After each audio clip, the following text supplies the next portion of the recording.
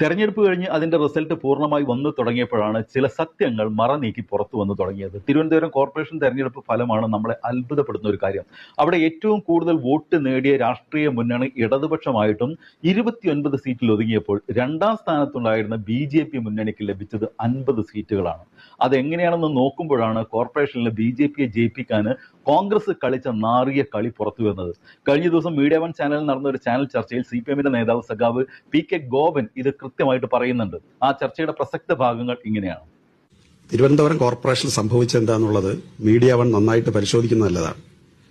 അവിടെ LDF-ന് കിട്ടിയ വോട്ട് 1,70,75,000 BJPക്ക് കിട്ടിയ വോട്ട് 1,60,65,000 UDF-ന് കിട്ടിയ വോട്ട് 1,25,000 20 സീറ്റിൽ BJP ജയിക്കുന്നത് 100-ൽ താഴെ വോട്ടിനാണ്.